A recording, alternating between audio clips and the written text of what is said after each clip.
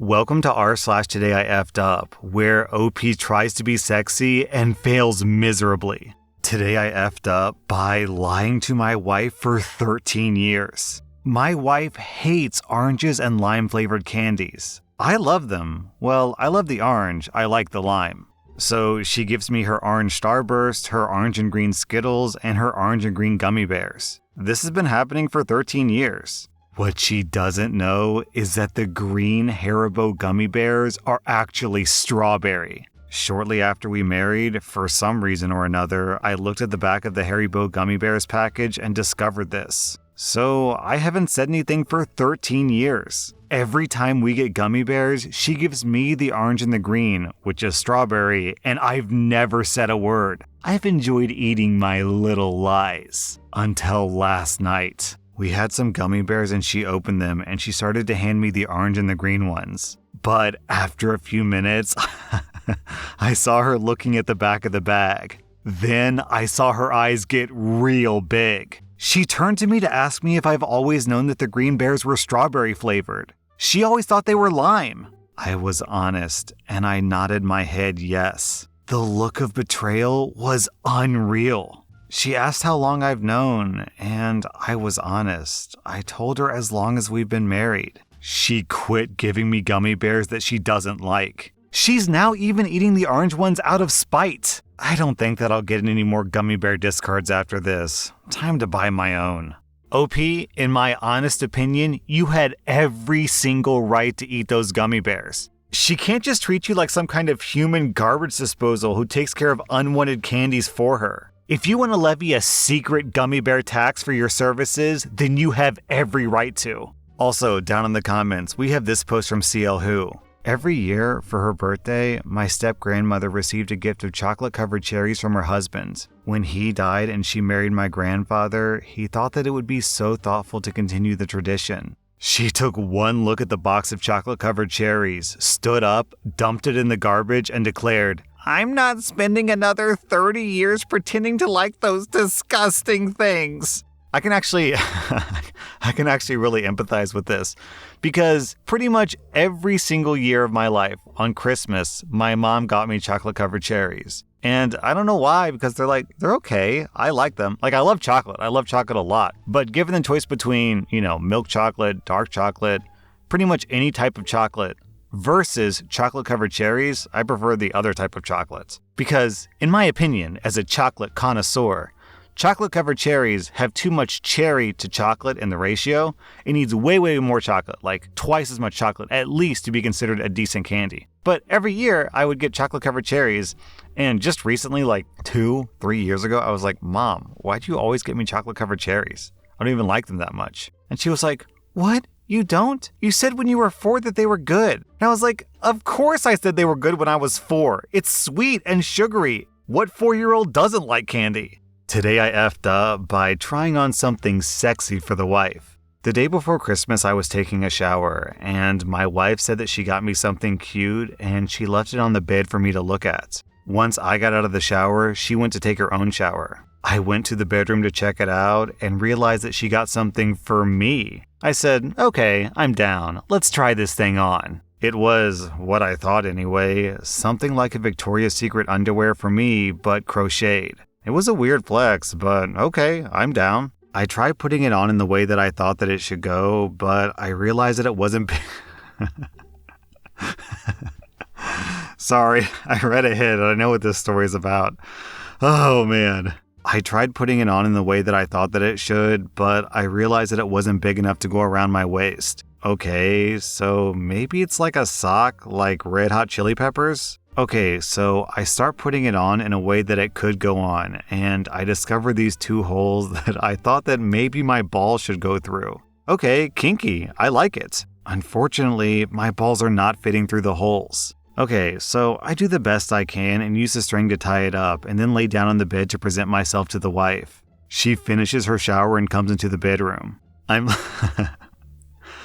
I'm like, yeah, this is gonna be awesome, and I bust a sexy pose for her while smiling seductively at her when she walks in. She starts laughing hard, like crying laughing. I do not feel good about this, and my self-esteem is now destroyed. I shamefully take it off, feeling really bad about this. She laughs harder. I'm thinking, damn, what a weird setup. About 10 minutes later, after she's finally finished laughing, she comes to the living room where I'm sulking and explains herself. It was a Christmas hat for the cat. Those holes were for his ears. Now I'm like, well, my balls have been in his hat, so should we still give it to him? More laughter. We washed the hat, put it on the cat, and he hates it. Today I effed up by being very proud that I wasn't addicted to smoking. I grew up in Eastern Europe where smoking is very cool. So as teenagers, we would buy a pack of smokes and go for it. All my friends eventually turned into pretty regular smokers, except me. I could take it or leave it. This was back when I was 16 years old. Fast forward a few years and I'm 23, and I smoke socially in my heavy smoker friend group. One of my friends starts talking about how she wants to quit, but she finds it very difficult. I said that I'm literally not addicted to smoking, even though I've been smoking since I was 16. I can go days without smoking, without so much as a withdrawal symptom. I brag about it for a solid 10 minutes. How I just have a non-addictive personality, and that probably addiction is very psychological for her. I said, maybe you should try nicotine patches or working with a therapist to overcome this issue. I finish my snobby speech, dramatically light a cigarette, and take a drag. My friend just stares at me for a minute and says, you do know that you need to inhale when you take a drag, right? Everyone laughs for a solid 5 minutes, and I don't understand why. And then it suddenly hits me. I was smoking without actually inhaling the smoke, so no kidding I wasn't addicted because I was just putting the smoke in my mouth and puffing it out. I've wasted hundreds of dollars on cigarettes. I hid from my parents, I snuck around, for nothing. I never even smoked. So I guess it's a half win for not being a smoker, but a half lose for being a smartass. My friends still make fun of me to this day.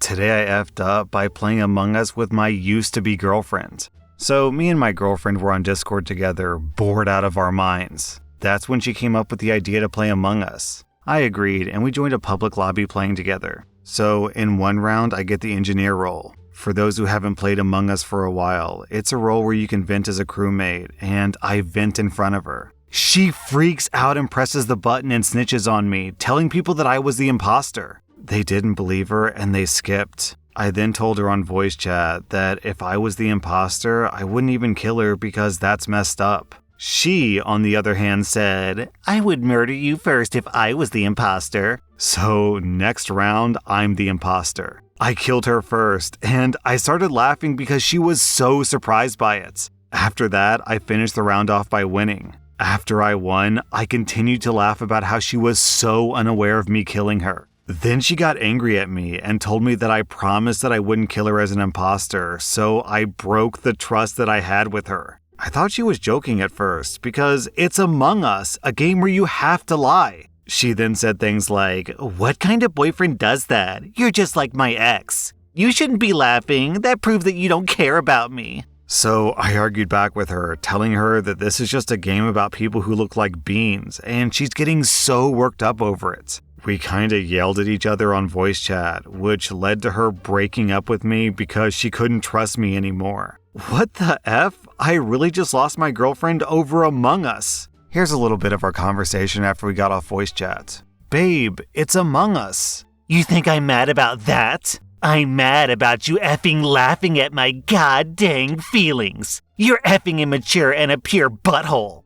Girl, I wasn't even laughing about your feelings. I was laughing at the fact that I killed you and it took you a while to realize that I was the imposter. That is effing BS, but whatever. F you.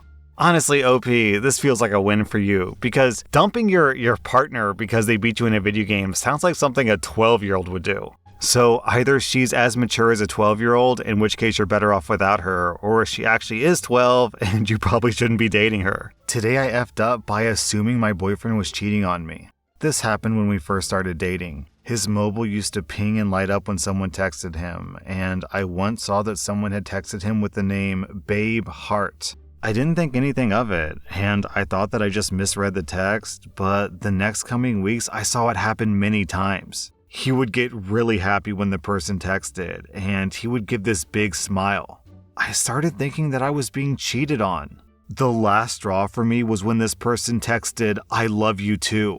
I confronted him about it, and he stared at me for some time before he started laughing. I cried because what the hell? So he calmed me down and explained to me that Babe is his grandmother. Her name is Babe Ruth, and everyone in the family calls her Babe.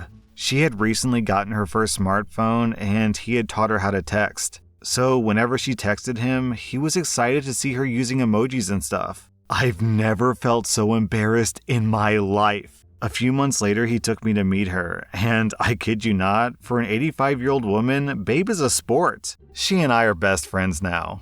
Today I effed up by falling in love with our Christmas dinner. So about 18 months ago, we moved out to the country on a few acres outside of town and then bought some ducks and chickens. We hatched our first lot of birds, and I grew them out and harvested the roosters and drakes from my freezer. Over the last 18 months, I've been working on my numbers to see how to keep a fairly close flock and meet our personal consumption of meat and eggs. Spring of this year, I had a single survivor turkey from a friend's hatch come my way to see if he could survive with some extra TLC. Well, Big Willie is now my yard mascot. We quickly decided that this now not-so-little underdog was here to stay. He's a pet now. So we decided to get him some ladies to keep him happy. I ordered 5 chicks from a local supplier with doorstop delivery because of COVID, and I opened the box to find 10 turkeys. A few months later, and they've been free range all summer, and we have 5 male and 5 females from the batch. The plan is, 1 male and 2 of the girls will go to a local breeder. Willie will have the other 3 girls join him, and the boys will go to my freezer. One of these male turkeys in particular grew much faster than the others, and we nicknamed him Chunk.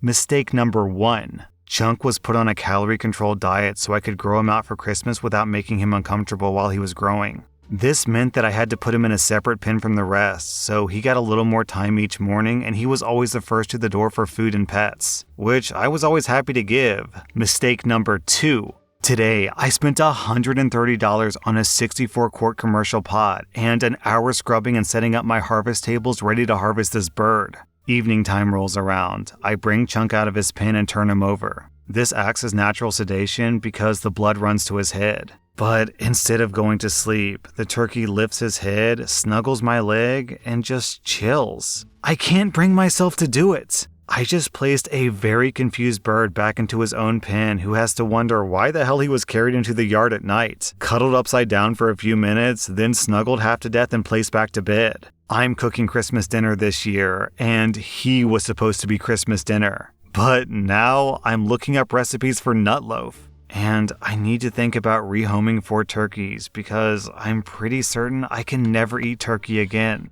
So I just made my Christmas dinner an apology meal for his Christmas dinner. Today I effed up by gaslighting my husband for Christmas. So for context, my husband and I are pretty much opposites when it comes to socializing. I'm super extroverted, I love family gatherings, and I love my in-laws. If it were up to me, we'd all live on one giant commune, growing our own food and singing Kumbaya every night. My husband is very introverted and usually dislikes the holidays and family gatherings in general. He'll go for me and his parents, but he's usually super quiet and is pretty bad at faking it. He almost always says that he's not feeling well to excuse his quietness and try to leave early. At his parents' Christmas gathering, he was super quiet again. It's worth noting that we all had negative COVID tests. He complained all day that he wasn't feeling well, and he actually went to nap in his childhood bedroom for a few hours. His energy was at 0%. When we took family photos, he could barely even muster a smile. He genuinely looked miserable. It was only us two, his parents, his brother plus his wife and kids, so his absence was noticed. His parents seemed a little hurt, but they understood. It's fine, I'm used to it. I hung out with my in-laws watching Hallmark movies and eating tons of great food. I had a blast. When we got home, he asked me if I had a good time. I did, but I pointed out that he has a tendency to be really avoidant during gatherings. I mentioned that he always conveniently feels under the weather and disappears to his room and leaves me to socialize alone. It's becoming a trend, and he should examine why he suddenly feels so unwell every time we visit his parents. He was pretty upset and said that he was trying, but he really did feel exhausted. Well, this morning I woke up and made some coffee, but I could not wake up. I felt so tired, and I just wanted to go back to bed. I went to go make a second cup, and I realized that I had bought decaf coffee by mistake. I didn't notice because I tend to get Starbucks when we go out, and my husband usually only drinks coffee from home. Now I have to apologize to my husband. Today I effed up by tackling a rude customer in front of my boss, his wife, and a full bar. I work at one of the most famous bars in my hometown. It was a very busy shift, and I was working really hard, with only my boss helping out a little bit. For about 6 hours, there was a group of rude, drunk customers who were causing problems left and right, to the point where I had to apologize to the other customers. I told my boss what was going on, but after the recent lockdown, he was desperate to make any money that he could, so they stayed. They repeatedly made stupid requests specifically to waste my time, and then made fun of me for having to do what they say. They were insulting me for hours, and I had to try really hard to keep my cool. I had to argue with them over every drink that I served them because they often refused to pay. I then had to call my boss over just for them to tell him that they were willing to pay, but I refused to take their money. They were getting some kind of sick fun out of it, and they really enjoyed themselves while getting on everyone else's nerves. Suddenly, the whole bar smelled like cigarettes. The group had started to smoke inside. My boss's wife told the guys they had to smoke outside. They called her a stupid B word, but went outside. My boss still allowed them on our premises. Business finally calms down a bit after 7 hours without a break, and I sit down at the table where my boss's wife and their daughter were sitting to have a few seconds to chat with them before returning to work. That's when my boss's wife saw one of the guys smoking inside again. She said, "He's smoking again. What's his problem?" And I immediately knew who she was talking about. I turned my head to look at the bar, and I saw this guy standing about 3 meters from the entrance, a lit cigarette in his hand. I jump up from the bench and walk over with heavy steps. I was angry. I grab him around his chest and start dragging him out. I'm really skinny, and he was at least twice as heavy and a little bit taller than me. But still, I apparently misjudged his ability to resist and was dragging him too fast. Suddenly, he trips over his own feet as we were through the door, and he fell between the outdoor tables, dragging me down with him, making a huge mess in the process. I'm in complete shock because I didn't plan to hurt him, and I was screaming at him without realizing it. I only snapped back to reality when my boss and his wife dragged me away from the guy and his angry friends. I apologized 1,000 times. After half an hour, my boss and his wife calmed down, and they told me that it was extremely stupid to act in a blind rage, but not the end of the world because nobody got hurt. I feel so terrible, and I don't want to go back to work because I know that I'll be judged for my mistake for weeks or months to come. It's a miracle that I didn't get fired on the spot, but I now have to work all the unpleasant shifts like Christmas and New Year's Eve. I'm okay with that. What really messes me up is the extreme guilt and shame that I feel. That was the first time in 7 years of working in this bar that I lost control of my anger when dealing with rude customers. Hopefully, it's also the last time that I make such a stupid mistake. That was rSlash Today I Effed Up, and if you like this content, check out my podcast where I publish the exact same episodes. Also, hit that subscribe button because I put out new Reddit videos every single day.